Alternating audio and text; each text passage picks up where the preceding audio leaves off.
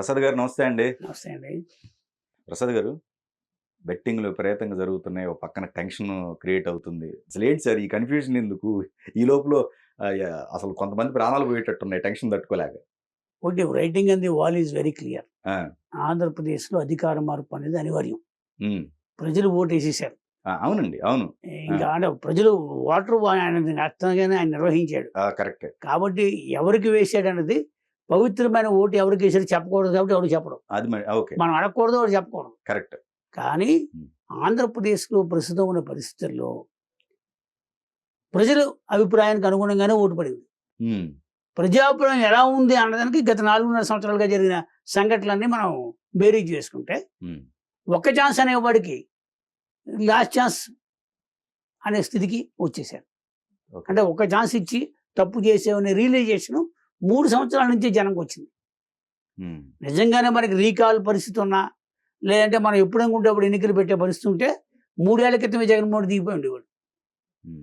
అతనికి కరోనా రూపంలో మొదటి 2 సంవత్సరాలు అదృష్టం కలిసి వచ్చింది.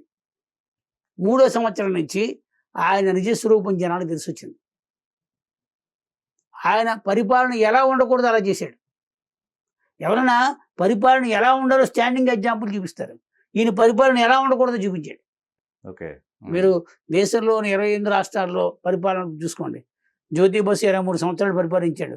ఆహా పరిపాలన అంటే ఇలా ఉండాలనుకున్నారు. బీహార్లో కర్పూరి ఠాకూర్ పరిపాలించాడు. ఆహా పరిపాలన ఎలా ఉండాలనుకున్నారు. ఉత్తరప్రదేశ్లో కళ్యాణ్ సింగ్ పరిపాలించాడు. రాజ్నాథ్ సింగ్ మన విశ్వనాథ్ ప్రతాప్ విపి సింగ్ పరిపాలించాడు. నవీన్ పట్నాయక్ 6వసారి ఒరిస్సాలో అంటే వీళ్ళెవ్వరికి తెలీదా పరిపాలన ఎలా చేయాలో? మన తెలుగు రాష్ట్రాల్లో చెప్పండి. మీరు ఆంధ్రప్రదేశ్ని ఉమ్మడి ఆంధ్రప్రదేశ్, విభజిత ఆంధ్రప్రదేశ్గా చూసుకుంటే, విభజిత ఆంధ్రప్రదేశ్లో ఆంధ్రప్రదేశ్ ప్రజలు 2 సార్లు 2 కొత్త ప్రభుత్వాలు ఎన్నుకున్నారు. అనుభవజ్ఞులు ఉండాలని చంద్రబాబు నాయుడుకి అవకాశం ఇచ్చారు. ఒకసారి అవకాశం కావాలని జగన్మోహన్కి అవకాశం ఇచ్చారు. ఇది ప్రస్తుతం నడుస్తున్న చరిత్ర. గతంలో కంపేర్ చేస్తే మీరు వే బ్యాక్ టు రాష్ట్రం ఏర్పడినప్పటి నుంచి బెజవాడ గోపాల్ రెడ్డి కానీ, టంగుటూరి ప్రకాశం పంతులు ఇలా లెక్కేసుకుంటూ వస్తే ల్యాండ్ మార్క్ అనేవి కేవలం 2-3కే ఉన్నాయి. ఒకటి చెన్నారెడ్డి, అంటే రెడ్డి ప్రభుత్వాలు తీసుకుంటే సంజీవ్ రెడ్డి, బ్రహ్మానంద రెడ్డి, చెన్నారెడ్డి. మధ్యలో కర్నూలు పెద్ద ఆయన విజయభాస్కర్ రెడ్డి చేసినా ఆయన ఇంపాక్ట్ లేదు. భవనం వెంకటరామ్ చేసినా ఇంపాక్ట్ లేదు. వేరే 6 కూలీన అంజయ్ ఇంపాక్ట్ ఉంది. ఓకే. మనకి ఎక్కువగా ఆంధ్రప్రదేశ్ని మొత్తం పరిపాలించిన వాళ్ళు రెడ్లు ఎక్కువ. తర్వాత ఎన్టీ రామారావు, చంద్రబాబు నాయుడు, రాజశేఖర రెడ్డి గారు ఉన్నారు. అంటే రెడ్లకే వచ్చింది. రెడ్లు అంటే సంజీవ్ రెడ్డి, బ్రహ్మానంద రెడ్డి, మౌన వెంకటరాము, రాజశేఖర రెడ్డి, విజయభాస్కర్ రెడ్డి ఇలా తీసుకుంటూ పోతే ఓ రెడ్డి రెజ్యూమ్ వచ్చింది. అది కూడా most of the except Brahmananda Reddy, మిగతా అంతా రాయలసీమ వాళ్ళే.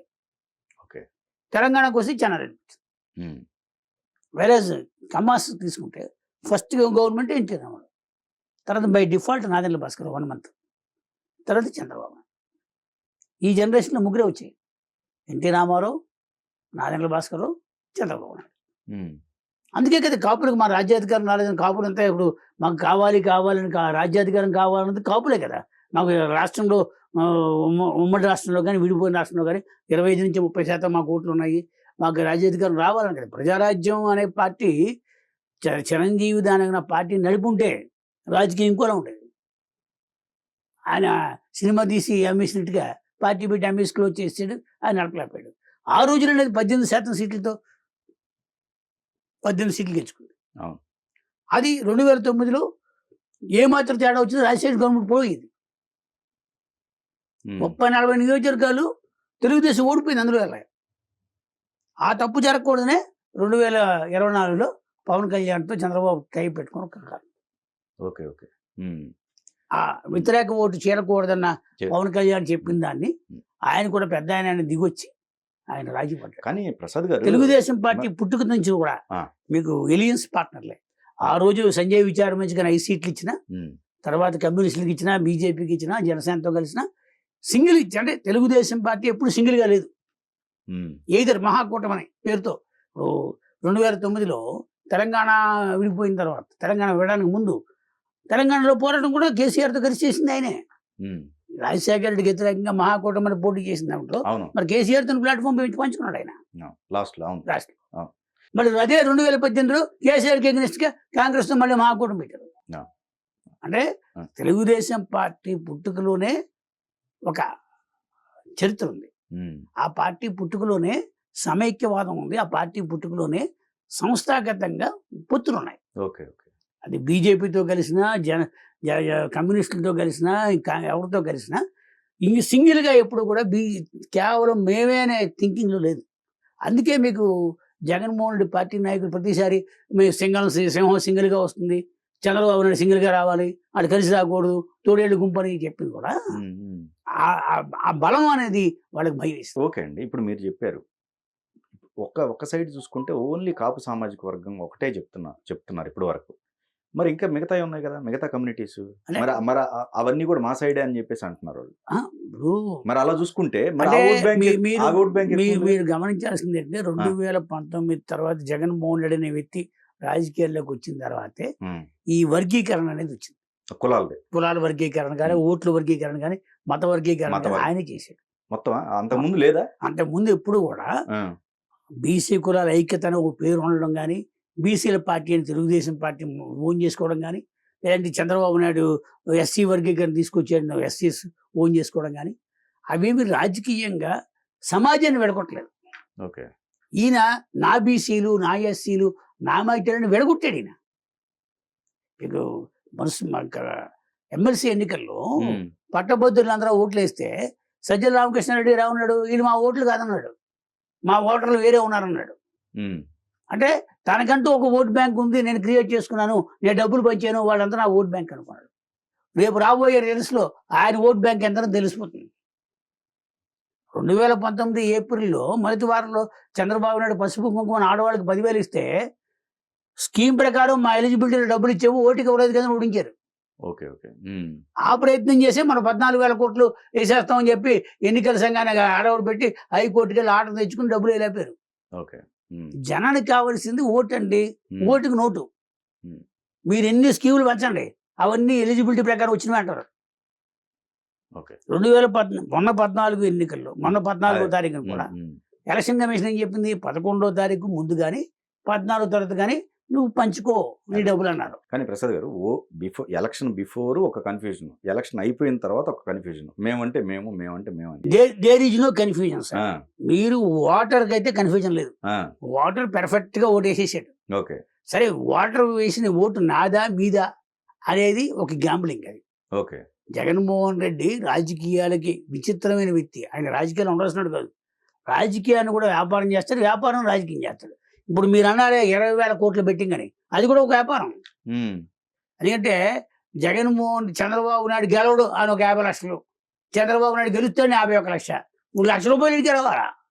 వేలలో వీళ్ళే వేసుకునేదా? 2 వెంపులు ఆయన వేయించిందే. భీమవరం కేంద్రంగా వేసిన బెట్టింగ్లు కానీ, వైజాగ్లో వేస్తున్న బెట్టింగ్లు కానీ, హైదరాబాద్ చెన్నైలో వేస్తున్న బెట్టింగ్లు కానీ, నేషనల్ మీడియాలో స్టోరీలు రాయింగ్ చేసిన బెట్టింగ్ కానీ, ఇదంతా బెట్టింగ్లో ఆయన ఒక వ్యాపారస్తుడు. ఆయన పార్టీ వాళ్ళు ఎక్కువ మంది అందులో భాగస్వాములు. ఓడిపోయినా డబ్బులు రావాలి ఈ ఎలక్షన్లో. ఓడిపోతామని తెలుసు కాబట్టి దాని డబ్బులు పెట్టుబడి వెనక్కి రావాలిగా. ఇప్పుడు దేశవ్యాప్తంగా 28 రాష్ట్రాల్లో ఎన్నికలు జరుగుతున్నాయి.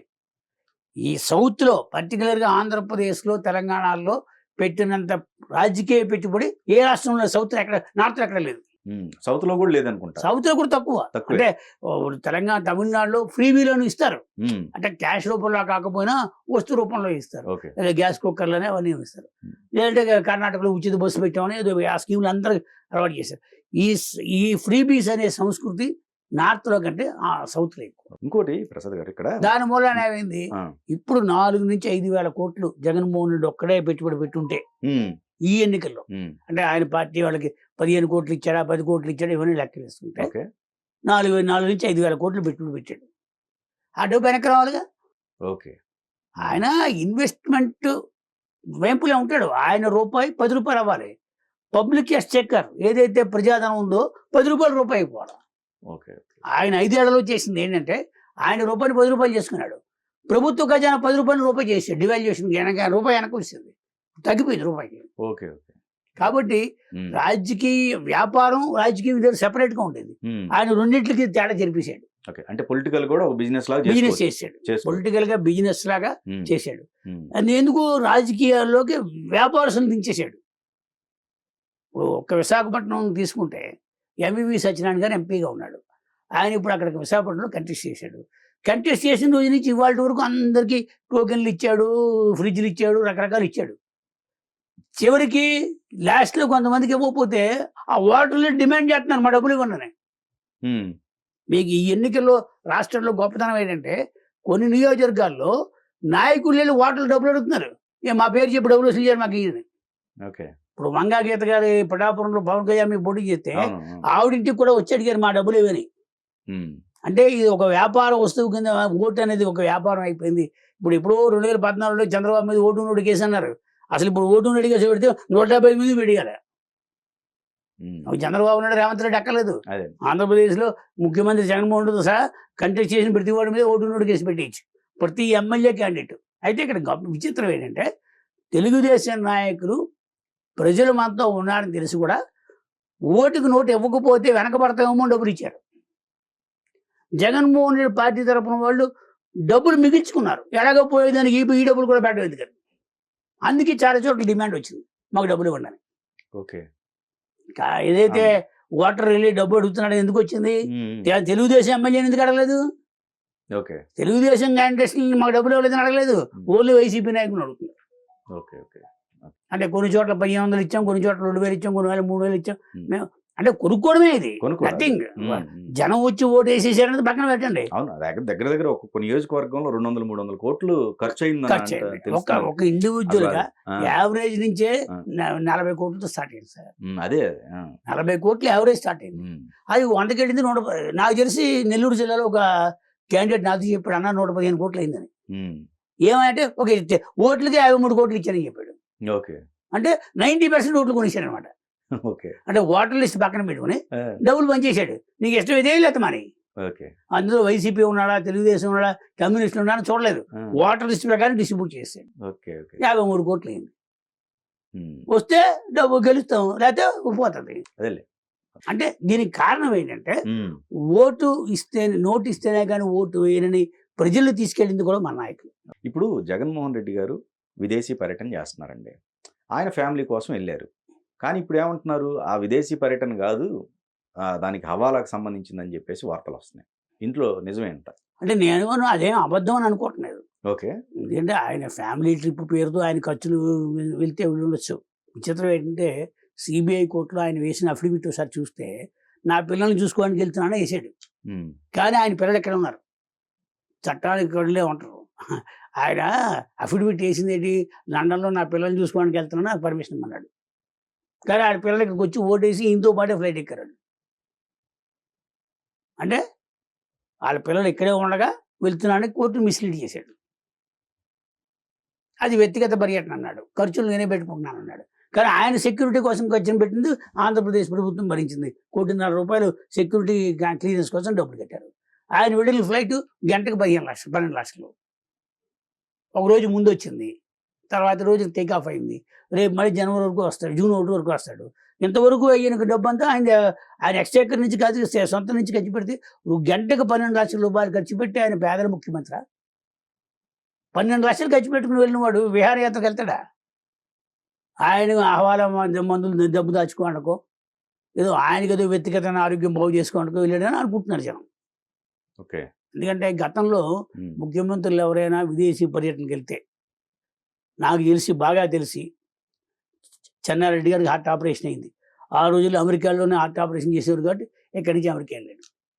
అలాగే ఎన్టీ రామారావు హార్ట్ ఆపరేషన్ అమెరికాలో చేయించుకున్నట్టు ఆయన అమెరికా వెళ్ళాడు. అలాగే కొన్ని లాలూ ప్రసాద్ యాదవ్ కానీ, అంటే దేశంలో ప్రముఖంగా ఉన్న ఉన్నత స్థానాల్లో ఉన్న వాళ్ళు ఎప్పుడైనా విదేశీ పర్యటనకు అంటూ వెళ్తే మరింత ఉన్నతమైన వైద్య సదుపాయాల కోసం వెళ్ళిందే తప్ప విహారయాత్ర కోసం వెళ్ళింది లేదు. విహారయాత్రతో వెళ్ళిన ముఖ్యమంత్రి ఒకడే. ఇన్వెస్ట్మెంట్ల కోసం వెళ్ళిన ముఖ్యమంత్రులు ఉన్నారు. ఇక్కడ ఉన్న ఫెసిలిటీస్ సరిపోక అంతకంటే మంచి వైద్యం చేయించుకోవడం కోసం వెళ్ళినాడు ఉన్నారు. కానీ తను సంపాదించి దాచుకోవడానికి వెళ్ళిన ఏకైక ముఖ్యమంత్రి జగన్మోహన్ రెడ్డి. 5 సంవత్సరాలు మ్మ్. ముందు 43,000 కోట్ల రూపాయలు ఆయన తండ్రి పేరును అడ్డం పెట్టుకుని సంపాదించాడన్న పేరుతో పాటు అప్పుడు తెలుగుదేశం పార్టీ కానీ మిగతా వాళ్ళు కానీ ఈయన 1,00,000 కోట్లను సంపాదించాడు కాబట్టి ఆ 1,00,000 కోట్లను ముద్ర వేశారు కాబట్టి ఆ 1,00,000 కోట్లు సంపాదించుకుని దాచుకున్నాడు. మీరు అలా ఆలోచించాలిగా. మ్మ్. మ్మ్. ముద్రపడ్డాడు 1,00,000 కోట్లు సంపాదించాడు. ఆయన రికార్డెడ్గా 43 కోట్లే చూపించింది సిబిఐ అనుకుందాం. ఇంకా 57 లక్షల కోట్లు ఉందిగా. ఓకే ఓకే ఇప్పుడు ఆ ఎన్ఆర్ఐ చెప్పింది కూడా వాస్తవాలు ఉన్నాయా? అవాస్తవాలు అయితే లేవు. ఓకే. ఆయన ఏమన్నాడు, ఇదే కేసులు కనుక అమెరికాలో పెడితే నరక చెత్తం అని చెప్పాడు. మ్మ్. ఆయన 30-40 దేశాల్లో హవాలా మార్కెట్ పెట్టాడు అన్నాడు. ఒకటి ఆయనకి పెట్టకపోతే మనం ఎందుకు ఆశ్చర్యపోవాలంటే ఆయన చిన్నాన్న పిల్లలు కానీ ఆయన బంధువులు కానీ ఇప్పుడు జార్జి రెడ్డి అని ఉంటాడు, ఆయన సౌత్ ఆఫ్రికా నుండి బిజినెస్లు చేస్తున్నాడు. ఆయన ఆదాని బొగ్గు గనులు కూడా సౌత్ ఆఫ్రికాలో ఉన్నాయి. ఇక్కడ ఆయన బిజినెస్, ఆయన రాజకీయ పార్ట్నర్లు కూడా బిజినెస్ పార్ట్నర్లు అక్కడ. కాబట్టి జగన్మోహన్ రెడ్డిని యాజ్ ఎ బిజినెస్ యాజ్ యూజువల్గా చూడాలి. ఓకే. 2009కి ముందు 2004లో రాజశేఖర రెడ్డి గారు వేసిన అఫిడవిట్లో, ఎన్నికల అఫిడవిట్లో చూపించిన డబ్బు 9 లక్షలు. ఫ్యామిలీకి సంబంధించింది. ఫ్యామిలీకి సంబంధించి జగన్మోహన్ రెడ్డి వాటా 9 లక్షలు. మ్మ్. 2004 నుంచి 2009కి వచ్చి 2011-10లో ఆయన ఎంపీకి కంటెస్ట్ చేసినప్పుడు వేసిందంట, 2011లో వేసిందంట, 2018లో వేసిందంట. మీరు అన్ని వెరిఫై చేయండి. 1000 కోట్లకి ఎలా వెళ్ళిపోయింది? పోనీ ఈయన నిష్ణాతుడైన రాజకీయవేత్త కాదు, అలానే బిజినెస్ టైకూన్ కాదు, ఏదో మన టాటా బిర్లాలు, కుమార మంగళం బిర్లా ఆ పెద్ద పెద్ద ఎంపైర్ నుంచి పుట్టినాడు కాదు. ఎలా వచ్చింది? చంద్రబాబు నాయుడు ప్రభుత్వం, ఆయన కొడుకు ఒక రకంగా ప్రచారం పొందితే, రాజశేఖర రెడ్డి, జగన్మోహన్ రెడ్డి ఒక రకంగా. ఇవాళ అసలు రాజశేఖర రెడ్డి గారు, జగన్మోహన్ రెడ్డి గారు ఇంత సంపాదించడానికి అవకాశం కల్పించింది కాంగ్రెస్ పార్టీ. కాంగ్రెస్ పార్టీ 2004లో అతను రాజశేఖర రెడ్డి పాదయాత్ర చేసాడని అవకాశం ఇవ్వకపోతే ఆ తండ్రి పేరు చెప్పుకుని జగన్మోహన్ రెడ్డి దోచుకోవడానికి అవకాశం ఎక్కడ ఉంది?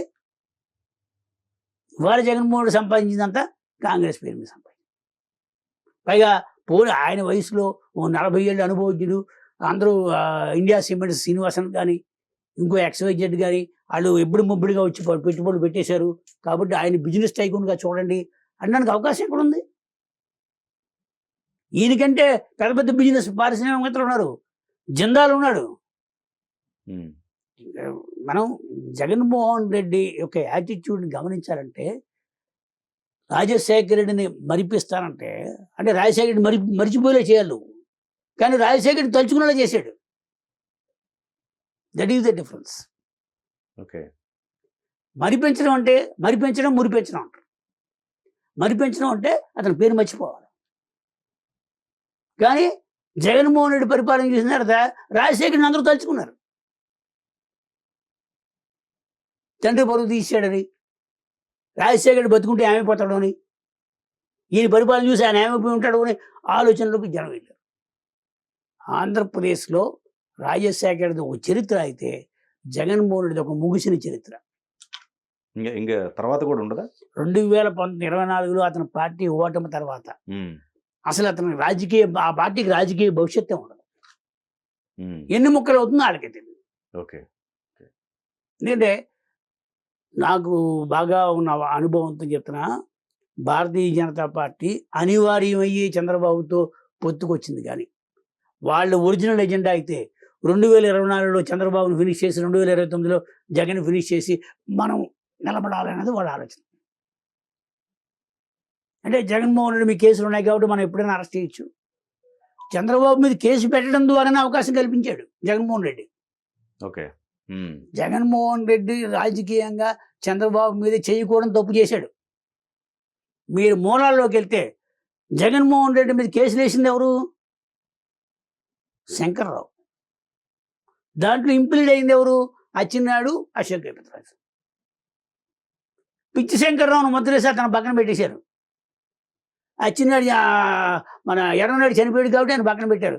అందుకే అశోక్ గజపతిరాజు మీద ఇంప్లీడ్ అయ్యాడు కాబట్టి ఆయన ట్రస్ట్ల మీద ఆయన మీద దాడి చేసి ఆయన సింహాచలం దేవస్థానం నుంచి తీసేసి జగన్మోహన్ తన కక్ష నిరూపించుకున్నాడు.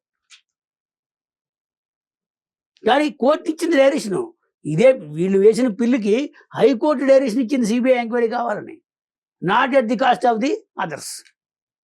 దీన్ని మభ్యపెట్టేశాడు. సోనియా గాంధీని ఎదిరించావు, సోనియా గాంధీని ఎదిరించావు. సోనియా గాంధీని ఎదిరిస్తే ఏమి ఎదిరించావు నువ్వు? బయటకు వచ్చావు, పార్టీ పెట్టుకున్నావు, నీ డ్రీమ్ ఏంటి? ముఖ్యమంత్రి అవ్వాలని అయిపోయావు. ఇప్పుడు దిగిపోతున్నావు. ఓకే. రేపు పొద్దున రాజకీయ ప్రస్థానంలో ఎన్టీ రామారావు పార్టీ పెట్టడానికి ముందే రాజశేఖర రెడ్డి, చంద్రబాబు నాయుడు రాజకీయాల్లో ఉన్నారు. 78లో రాజకీయాల్లో ఉన్నారు. 78 నుంచి 2024కి మహాప్రస్థానం చంద్రబాబుది. 83లో ఆయన పాదిరికుప్పంలో ఇన్సిడెంట్ జరిగినప్పుడు కూడా అప్పుడు కూడా స్టేట్మెంట్ ఇచ్చాడు, అధిష్టానం ఆదేశిస్తే ఎన్టీ రామారావు పోటీ చేస్తానని. అది రాజకీయపరమైన స్టేట్మెంట్.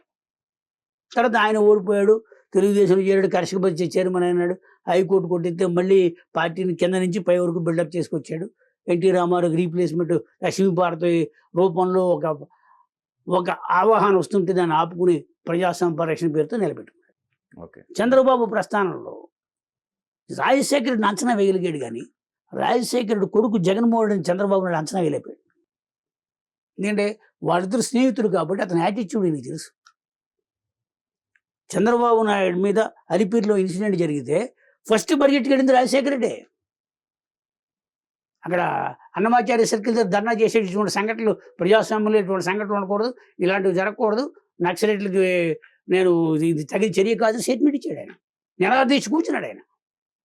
అది స్నేహధర్మం అంటే. అదే రాజశేఖరుడు కొడుకు జగన్మోహన్ ఎలా ఉంటాడని నేను ఊహించలేదు. ఈ మధ్య కూడా ఒక ఇంటర్వ్యూ చెప్పాడు, జగన్మోహన్ని అంచనా వేయడం తప్పేనని. ఓకే.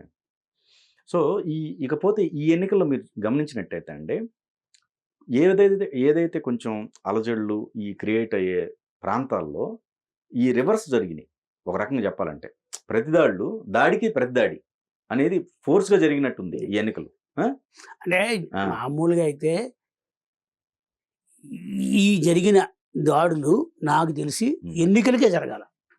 ఇది అయితే ఆయన నేను ఓవర్ కాన్ఫిడెన్స్తో గెలిచేస్తున్నాను అని ఓటింగ్ ముందు రోజు వరకు కూడా తన మంత్రివర్గ సహచరులకైనా కంటెస్ట్ చేసే క్యాండిడేట్లకైనా మనమే అధికారంలోకి వస్తున్నామని ఒక ఫీల్ గుడ్ ఫ్యాక్టర్ క్రియేట్ చేశాడు. ఓకే. కానీ ఉదయం 6 గంటలకి క్యూలు కట్టి లైన్లోకి వచ్చి అందరికంటే ముందు ఈ ఎన్నికల యొక్క గొప్పతనం ఏంటంటే సాదా సీదాగా ఎప్పుడో ఉదయం 11 గంటలకు 12 గంటలకు భోజనం చేసి వచ్చి ఓటు వేసి వెళ్దామని మిడిల్ క్లాస్ ముందు వచ్చేసారు. సాధారణంగా జరిగే ఎన్నికల్లో జరిగేది చాలా తీరుబడిగా వచ్చేవాళ్ళు ముందు వచ్చేసారు. ఎందుకు అంత కసి వాళ్ళకి? ఎందుకు కసి అంటే జగన్మోహన్ రెడ్డిని దించాలి అన్న ఒక కష్టం, ఒక ఆలోచన. వీళ్ళు మా ఓటర్లు కాదని వాళ్ళు వర్గీకరణ చేయడం. అందులో బ్రాహ్మిన్స్ ఉన్నారు, వైశ్యాస్ ఉన్నారు, క్షత్రియాస్ ఉన్నారు, కాపులు ఉన్నారు. వీళ్ళందరినీ కేటగిరైజ్ చేసి వీళ్ళు మా ఓటర్లు కాదని చెప్పడం. మా ఓటర్లు బీసీలు, ఎస్సీలు, ఎస్టీలు, మైనార్టీలు, వీళ్ళే మా ఓటర్లు, వీళ్ళు మా ఓటర్లు కాదని చెప్పడం. ఓకే. సమాజంలో వర్గీకరణకు తీసుకుపోయింది. కాబట్టి మా ఓటు హక్కు వినియోగించుకోవాలని ఉంది. సెకండ్ థింగ్ ఏమైంది, పాస్ పుస్తకాల మీద ఫోటో వేస్తే ఏదో వేసుకున్నాడే అనుకున్నారు. సర్వే రాళ్ళ మీద ఫోటో వేస్తే ఫోన్లో రాడే కదా అనుకున్నారు. కానీ నీ భూమి నీది కాదు, నీ బిల్డింగ్ నీది కాదు, 3 నెలల్లో నువ్వు ప్రూవ్ చేసుకోవాలి అనే ఒక్క ల్యాండ్ టైటిలింగ్ యాక్ట్ అనేది 20% ఓటర్లని ప్రభావితం చేసింది. ఓకే. ఓకే. అందుకోసం 1/2 ఎకరం భూమి ఉన్న వాడు కూడా హైదరాబాద్ నుంచి 20,000 ఖర్చు పెట్టుకుని ఊరెళ్ళి ఓటేసాడు సొంత డబ్బులతో. భూమి పోతుందంటే భయపడతారు. తెలంగాణ రూరల్ ప్రాంతాల్లో ధరణి పార్టీలో జరిగిన కొన్ని వేల లక్షల ఎకరాలు ఎలాగైతే జనాన్ని ఇబ్బంది పెట్టిందో, విచిత్రం ఏంటంటే ఇది నిజాం నవాబు పరిపాలన. ఇది దీనికి రికార్డులు లేవు. కానీ అక్కడ బ్రిటిష్ పరిపాలన. ఆంధ్రప్రదేశ్లో రికార్డ్స్ ఉన్నాయి. భారతదేశం మొత్తం మీద ల్యాండ్ రికార్డ్స్ ఉన్న రాష్ట్రాలు చాలా తక్కువ. అందులో తమిళనాడు, ఆంధ్రప్రదేశ్ ఫస్ట్. పూర్తి స్థాయి రికార్డులు ఉన్నాయి. ప్రతి ఇంచుకి రికార్డు ఉంది అక్కడ. ఓకే. ఆంధ్రప్రదేశ్లో ఉన్న ల్యాండ్ రికార్డులు మీకు ఇంకెక్కడ దొరకవు, అంత రికార్డులు ఉన్నాయి. ఓకే. అది because of the British empire. ఇది నిజాం నవాబు. ఈయన కనబడికి ఇచ్చేసాడు, 10 మందికి ఇచ్చాడు, 20 మందికి ఇచ్చాడు. ఇక్కడ ముస్లింలకి ఈ లింక్ లేవు కాబట్టి వాళ్ళు ఎంతమందిని భార్యలు చేసుకున్నా ల్యాండ్ సీలింగ్ అనేది ఇక్కడ లేదు. ఇదే తెలంగాణ గడ్డ మీద ఉన్న ప్రైమ్ చీఫ్ మినిస్టర్గా పనిచేసిన పివి నరసింహరావు భూ సంస్కరణలు అందుకే పట్టుకొచ్చాడు. ఇప్పుడు రామకృష్ణారెడ్డి గారిది పరిస్థితి ఏంటి సార్? Next what next? మామూలుగా అయితే ఈ పార్టీకి అసలు అదే వైసీపీ కాకపోతే ఈ పార్టీకి ఆయన పట్టుకొని చూపించి ఉండేవారు. డెఫినెట్గా పోలీస్ యంత్రాంగం సహకారం లేదే ఈ స్థాయిలో ఉండదు. ఇప్పుడు భారతదేశంలో అన్ని వ్యవస్థల కన్నా పెద్ద వ్యవస్థ ఎన్నికల వ్యవస్థ. పేరుకి కేంద్ర ఎన్నికల సంఘం అన్న కింద నుంచి రిటర్నింగ్ ఆఫీసర్ నుంచే స్టార్ట్ అవుతుంది. కొంత దాదాపు నిన్న ఒక ఇంటర్వ్యూలో జయప్రకాష్ నారాయణ గారు చెప్పారు, 1 కోటి మంది వరకు ఇండైరెక్ట్గా పనిచేస్తారు ఎలక్షన్ కమిషన్ కోసం. కోర్టు ఆదేశాల కంటే ఎక్కువ ఆదేశాలు ఎన్నికల సంఘం ఆదేశాలంటే. ఎన్నికల సంఘం ఆదేశం అనేది ఈ భారతదేశంలో 1952 నుంచి ఎన్నికల వ్యవస్థలో తీసుకుంటే ఒక అధికారి తప్పు చేస్తే వాడికి జీవితంలో మళ్ళీ ఎన్నికల డ్యూటీ ఇవ్వకపోవడం అంటే అంతకంటే తప్పు ఇంకోటి ఉండదు. అలాంటి ఆర్డర్ పాస్ చేయగలిగిన సంస్థ ఇది ఒకటే. ఎన్నికల సంఘం నిర్ణయాలను క్వశ్చన్ చేయడానికి సుప్రీంకోర్టు కూడా ఒప్పుకోదు. ఎన్నికల ప్రక్రియలో సుప్రీంకోర్టు జోక్యం చేసుకున్న సందర్భం ఎక్కడా లేదు. ఇక్కడ ఆంధ్రప్రదేశ్లో అదే ఎన్నికల సంఘం ఇప్పుడు ఆదేశాలు జారీ చేసి 48 గంటలైనా ఇంకా నిందితుడిని నువ్వు పట్టుకోలేదంటే ఈ రాష్ట్ర ప్రభుత్వం యొక్క చీఫ్ సెక్రటరీకి బాధ్యత లేదా? డీజీపీకి బాధ్యత లేదా? అదే కింది స్థాయి ఎస్పీలు సస్పెండ్ చేస్తే గంటలో కనబడతారా? పిన్నెల్లి రామకృష్ణారెడ్డి అనే వ్యక్తి ఈవీఎంలోకి చొరబడి, ఇక్కడ మనం గమనించాల్సింది ఏంటంటే పిన్నెల్లి రామకృష్ణారెడ్డిని ఒక అభ్యర్థిగా చూడకండి. Is a sitting MLA. అంటే is present house is there. ప్రస్తుతం నడుస్తున్న శాసనసభలో సభ్యుడు. ఈ శాసనసభ కాలం ఇంకా ముగిలేదు. కొత్త శాసనసభ ఏర్పడే వరకు పాత శాసనసభ ఉన్నట్టే.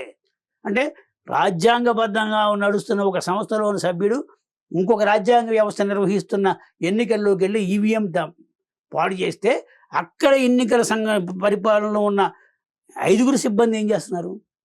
రిటర్నింగ్ ఆఫీసర్ ఎందుకు జిల్లా ఎన్నికల అధికారి అయిన కలెక్టర్కి ఎందుకు చెప్పలేదు? కలెక్టర్ ఎందుకు ఎలక్షన్ కమిషన్కి చెప్పలేదు? ఇది పాత ఎన్నికల సంఘంలో పనిచేసిన నిమ్మగడ్డి రమేష్ కుమార్ అనే వ్యక్తి ఎన్నికల సంఘానికి ఉత్తరం రాసే వరకు అది ఎందుకు బయటికి రాలేదు? అసలు ఈ క్లిప్ కూడా బయటకు వచ్చే వరకు కూడా ఇది యాక్షన్ లేదు కదండి. నేను చెప్పేదే జిల్లా ఎన్నికల అధికారికి కలెక్టర్కి చెప్పినా, కలెక్టర్ దృష్టికి తీసుకెళ్ళినా ఆయన పై వాళ్ళ ఆదేశాల మేరకు దాన్ని బయటకు తీసుకెళ్లకుండా ఆపేస్తే రమేష్ కుమార్ అనే వ్యక్తి ఎలక్షన్ వాచ్ అని ఒక ఆర్గనైజేషన్ పెట్టి దాని మీద ఆయన ఎన్నికల సంఘానికి తీసుకొస్తే కానీ అది బయటికి రాదా? నిన్న రాష్ట్ర ఎన్నికల అధికారి ఏమో ఇది 16వ తారీఖున 3 రోజుల ముందే మాకు వెలుగులోకి వచ్చింది, 16నే మేము కేసు పెట్టాం. పెట్టిన కేసు ఏంటి? Unknown persons. కంటెస్ట్ చేసిన అభ్యర్థి లోపలికి వచ్చి యువత దండం పెట్టిన ఎన్నికల అధికారులు అన్నోన్ పర్సన్స్ అని అడగతారు. ఓకే. అంటే కింద నుంచి పై వరకు కూడా ఒక రకమైన వ్యవస్థ ఉండిపోయింది. నిన్న హైదరాబాద్లో ఇదిగో అక్కడ ఉన్నాడు సంగారెడ్డి అన్నారు, శంషాబాద్ అన్నారు, చివరికి ఆయన దుబాయ్ వెళ్ళాడు అన్నారు. మనిషి అక్కడ తేరలేదు. ఎన్నికల సంఘం 5 గంటల్లోగా మీరు సమాచారం చెప్పండి కాబట్టి అరెస్ట్ చేయడానికి ప్రయత్నిస్తాం, రిప్లై ఇస్తారా? ఆ డీజీపీ ఇచ్చిన స్టేట్మెంట్ ఏంటి? 5 గంటలు కొట్టగానే మేము ఇంకా 4 బృందాలు పెట్టాం, వెతుకుతున్నాం అంటారా? ఎంత హాస్యాస్పదం అండి. ఎన్నికల సంఘం ఆదేశాలని అమలు చేయలేని రాష్ట్ర ప్రభుత్వం, రాష్ట్ర పోలీస్ యంత్రాంగం నిన్నటి 13వ తారీఖు వరకు రాష్ట్రంలోని ఎన్నికల సంఘం పనిచేస్తున్న తీరు మీద చాలా అనుమానాలు ఉన్నాయి. ఇప్పుడు ఆ సెక్షన్స్ కూడా చాలా సీరియస్ కి సంబంధించినవి. అంటే ఈ రకమైన సెక్షన్లు ప్రతి వాళ్ళ మీద పెడతారు సార్. ఇప్పుడు మామూలుగా బూత్ క్యాప్చరింగ్ అని ఇంతకు ముందు చాలా ఉన్నాయి, అవి పెట్టారు. ఆయన మీనా గారు చాలా కొత్తగా 10 సెక్షన్లు పెట్టాం. ఇప్పుడు పెట్టింది ఏం చేయాలా? నువ్వు ఎన్నికల్లో పోటీ చేస్తున్న అభ్యర్థే వచ్చి ఈవీఎం పాడు చేశాడని 9 రోజుల తర్వాత నువ్వు గమనిస్తే, ఈ 9 రోజుల తర్వాత సీరియస్ యాక్షన్ ఏంటి? ఫస్ట్ ఎన్నికల సంఘం ఏం చేయాలి? He should be disqualified. అతను డిస్క్వాలిఫై చేయొద్దు. You should bar election commission should bar him for contesting next 6 years. అది బహిష్కరించాలి కదా. అరెస్ట్ చేసి ట్యాంపర్ చేశారని కేసు పెట్టి ఆ కేసులో మళ్ళీ ఆయన బెయిల్ తెచ్చుకుని రోడ్డు మీద తిరుగుతుంటాడు. అదే కదా మన వ్యవస్థలో జరుగుతుంది. ఎన్నికల సంఘం తీసుకోవాల్సిన చర్య ఏంటి?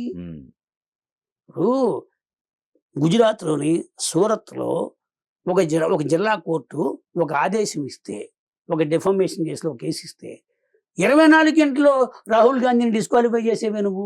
స్పీకర్ ఆ రోజు డిస్‌క్వాలిఫై చేసి నీ మెంబర్‌షిప్ తీసేయనన్నాడే. దానికి అప్పీల్‌కి అవకాశం ఉన్న కేసులో. ఇక్కడ ఎలక్షన్ కమిషన్‌కి అప్పీల్ లేదు నీకు. ఈ షుడ్ బి అరెస్ట్ అంటే అరెస్ట్ చేయాలి. ఎందుకు చేయటం లేదు మీరు? అతను వెళ్ళిపోయే వరకు ఎలా పాసేజ్ ఇచ్చావు నువ్వు? 48 గంటలైనా ఎన్నికల సంఘం ఆదేశాలు ఎక్కడ ఇంప్లవుతున్నాయి? ఏ వ్యవస్థలో ఎవరు ఆయనకి సహకరిస్తున్నారు? అనేది కూడా క్వెషన్ మార్క్ కదా. ఇప్పుడు ఇతను డిబార్ చేస్తే భవిష్యత్తులో కంటెస్ట్ చేసేవాళ్ళకి ఒక నియమావళి రావాలా? ఎన్నికల పోలింగ్ బూత్‌లోకి ఎంటర్ అయ్యేటప్పుడు ఇప్పుడు బీహార్‌లో గానీ, యూపీలో గానీ ఒకప్పుడు ఎన్నికల నిర్వహణ కష్టమైందనే చోట బూత్ క్యాప్చరింగ్ జరుగుతుంది. బాక్సులు ఎత్తుకుపోతారని చెప్పిన రోజున కూడా ఇలాంటి సిట్యుయేషన్ లేదు. ఓకే. ఎన్నికల్లో అక్రమాలు జరుగుతాయి. అటాక్ చేస్తారు, కొడతారు, బూతులు ఎత్తుకుపోతారు, ఎన్నికల సిబ్బందిని రానివ్వరు అన్న సందర్భాల్లో కూడా ఇలాంటి పరిస్థితి లేదు. ఓకే. ఓకే. అంటే అసలు నీ ఎన్నికల సంఘంలో ఒక పోలింగ్ స్టేషన్‌లో పనిచేసే 5 అధికారులు వచ్చిన వాడికి దండం పెడతారా? వాడు విరగ్గొట్టేస్తుంటే చూస్తూ కూర్చుంటారా? పైగా అన్నోన్ పర్సన్స్ కొట్టారని చెప్తారా? ఇది ఏ రకమైన డెమోక్రటిక్ సిస్టమ్ ఎలక్షన్ కమిషన్ పాటిస్తుంది? సో మరి అనుకూలంగా వాళ్ళ వైపే ఉన్నట్టే కదా ప్రతి చోట, ప్రతి మీరు నియోజకవర్గం. ఒకటి గుర్తుపెట్టుకోండి. హ్మ్. ఎన్నికలకి ముందు, పోలింగ్‌కి ముందు వైలెన్స్ జరిగితే ఇదే రూలింగ్ పార్టీ ఏం చెప్తుంది? ప్రతిపక్షం భయపడితే వాళ్ళు ఓడిపోతామన్న భయంతో వాళ్ళు వైలెన్స్ చేశారని చెప్తారు. మరి ఈ పోలింగ్ తర్వాత వైలెన్స్ జరిగిన దానికి ప్రతిపక్షం బాధ్యత ఉంది. వాళ్ళు గెలుస్తారు అనుకున్నప్పుడు రూలింగ్ పార్టీ ఓడిపోయిన ఫ్రస్ట్రేషన్‌లో చేస్తున్నారు ఎందుకు అనుకోకూడదు? ఓకే. ఇప్పుడు ఓడిపోయేవాడు గొడవ చేస్తాడు. గెలిచేవాడు నిశ్శబ్దంగా ఉంటాడు. మేయర్ ఎలక్షన్ జరిగినప్పుడు ద్వారకా సత్యనారాయణ గారు, పివి చలపతిరావు గారు, డివి సుబ్బారావు గారు పోటీ చేశారు. నేను గెలుపు మలుపులో డివి సుబ్బారావు గారు నేను ఒక ఆర్టికల్ రాశాను. ఎన్నికలు పోలింగ్ జరిగిపోయింది. మధ్యాహ్నం నుంచి కౌంటింగ్ స్టార్ట్ అయింది. ద్వారకా సత్యనారాయణ గారు ఎవరో మనలాంటి వాళ్ళు అన్న మీరు గెలిచేశారన్నారు. ఆయన ముందు అన్న మనం ఓడిపోతున్నాము, డివి సుబ్బారావు గెలుస్తున్నారంటే వెళ్ళిపోయాడు. మరో గంట తర్వాత ఎవడో పోలింగ్ సిబ్బంది, కౌంటింగ్ సిబ్బందిలో ఆయన మనుషులు, ఆయన పార్టీ వాళ్ళు అన్న లేదన్నా మనమే గెలుస్తున్నాం అన్నారు. ఆయన వచ్చాడు. వచ్చి కౌంటింగ్ సెంటర్లో పెద్ద గొడవ చేసి రీపోలింగ్ డిమాండ్ చేసి ఓకే. గెలిచేవాడు ప్రశాంతంగా ఉన్నాడు డివి సుబ్బారావు గారు. ఓడిపోతాడు ద్వారకా సత్యనారాయణ గారు గొడవ చేసి. ఓకే. ఎప్పుడు కూడా పోస్ట్ పోల్ ఎలియన్స్ అనేది నివారించడం ఒక ఎత్తు అయితే దానికి ఎవరు తెగబడతారు? ఆల్రెడీ ఓడిపోయేవాడు ఏం గొడవ చేయరు. గెలిచేవాడే గెలుస్తాడు అని వీడు సిద్ధాంతం చెప్తారు. అది తప్పది. నేను గెలిచేది ఏమాత్రం ఇంట్లో పడుకుంటాను, మీరు ఓడిపోతానంతో ఫ్రస్ట్రేషన్ వస్తుంది మీకు. ఇప్పుడు కాదు, మీరు మొన్న ఎలక్షన్ కమిషన్కి ఏం రిపోర్ట్లు ఇచ్చారండి వీళ్ళు? ఎన్నికల ఫలితాలు విడుదలైన తర్వాత 15 రోజులు కూడా టెన్షన్ ఉంటుంది కాబట్టి మాకు అదనపు బలగాలు కావాలని అడిగారు. సిఏపిఎఫ్ పోలీసులు ఫోర్స్ 20 కంపెనీస్ మాకు ఇవ్వండి, మాకు post poll aliens post results తర్వాత గొడవ జరిగే అవకాశం ఉందని. ఇంతకుముందు రాష్ట్ర చరిత్రలో ఎప్పుడైనా ఉందా అలాగా? ఆ పరిస్థితి ఎందుకు వచ్చింది? ఓకే. మనం అది కదా గమనించాల్సింది. ఫలితాలు విడుదలైన తర్వాత ఇవాళ మళ్ళీ తాజాగా ఒక ఆదేశాలు ఇచ్చారు, బాణసంచగా కాల్చకూడదు, ఊరేగింపులు డప్పులు పెట్టకూడదని. ఇది ప్రొవకేషనేగా. గెలిచిన వాడు ఊరేగింపు చేసుకోకుండా ఉంటాడా, ర్యాలీ తీయకుండా ఉంటాడా? ఓడిపోయినాడు ర్యాలీ తీడిగా. మీకు పోస్ట్ రిజల్ట్స్ వైలెన్స్ కంట్రోల్ చేయాలంటే నిషేధించమనా? ఎక్కడెక్కడ సెన్సిటివ్ పార్ట్స్ ఉన్నాయి, ఎక్కడెక్కడ ఉన్నాయి. పోనీ మాచర్ల ఇన్సిడెంట్ తర్వాత ఇలాంటి ఇన్సిడెంట్లు ఎన్ని జరిగాయి, ఎక్కడ జరిగాయి, ఇంకా రిటర్నింగ్ ఆఫీసర్లు మనకి కంప్లైంట్ చేయలేదా, జిల్లా కలెక్టర్లు మనకి చెప్పలేదా అని ఒక్క రివ్యూ అయినా ఎలక్షన్ కమిషన్ చేసిందా? నాకు తెలిసి గుంటూరు జిల్లాలో చుట్టుపక్కల ఇలాంటి ఇన్సిడెంట్లు 6 జరిగాయని చెప్తున్నారు. బయటికి రాదు. ఓకే. అంటే ఇక్కడ యంత్రాంగంలో కూడా వైఫల్యం. ఓకే. ఓకే. సో, ప్రసాద్ గారు అసలు ఓవరాల్‌గా సీట్లు ఎన్ని రావచ్చండి? ఓవరాల్‌గా? 175 నియోజకవర్గాల్లో జరిగిన ఎన్నికల్లో ఆ! నాకున్న అంచనా హ్మ్. హ్మ్. ప్రకారం హ్మ్. తెలుగుదేశం, బీజేపీ, జనసేన హ్మ్. 130 సీట్లు దాటుతాయి. దాటతాయి. ఖచ్చితంగా 130 దాటుతాయి. దాటతాయి. ఓకే. ఓకే. జగన్మోహన్ రెడ్డి 151 అని చెప్పడంలో ఆంతర్యం ఏంటంటే, తన క్యాడర్ అందుకే వై నాట్ 175 నుంచి 151కి ఎందుకు వచ్చాడు? అది కూడా లేదుగా. 150 నుంచి కూడా తగ్గారు ఇంకా మళ్ళీ. తగ్గాడు. ఆ! మధ్యలో 120 అన్నాడు, ఇప్పుడు 114 ఇప్పుడు అన్నారు, 104 అన్నారు, 95 అన్నారు. 90. ఇన్ని చెప్పిన వాళ్ళు హ్మ్. మళ్ళీ 151 అని ఇప్పుడు ఆయన తన క్యాబినెట్ సహచరులకు చెప్పలే. తన రాష్ట్ర పార్టీ ఎవరికైనా చెప్పలే. తను ఎంచుకున్న ఏజెన్సీకెళ్ళి వాళ్ళతో చెప్పాడు మనకొచ్చేస్తున్నాయని. వాడేవండి పెయిడ్ వర్కరు. అతను చేసిన ప్రకటన ఎక్కడ చేశాడు? తన మంత్రివర్గ సహచరులు చేయలేదు. తన పార్టీ కార్యవర్గంలో చేయలేదు. తను ఎంచుకున్న పెట్టుకున్న ఏజెన్సీ దగ్గరికెళ్ళి మనకి 150 వస్తున్నాయి. అంతకంటే ఎక్కువ వస్తాయి అని చెప్పాడు. ఇదెందుకు చెప్పాడు? 15 రోజుల పాటు రాష్ట్ర యంత్రాంగం తను చెప్పిన పనులు చేయడానికి, తన మనుషులకి కట్టబెట్టడానికి, బిల్లులు ఇచ్చుకోవడానికి, అధికారి ధైర్యంగా ముఖ్యమంత్రి చెప్పాడు కాబట్టి వచ్చేస్తుందనే ధైర్యంతో తప్పుడు పనులు చేయడానికి. ఓకే. ఖచ్చితంగా writing on the wall is very clear. అధికార మార్పు జరుగుతుంది. తెలుగుదేశం పార్టీ, జనసేన, బీజేపీ 130 స్థానాలు త- సాధించుకుంటాయి. Jaganmohan Reddy party 67, 47, 37, 27, 17 okay. Done. ఎక్కడో okay. Thank you so much అండి.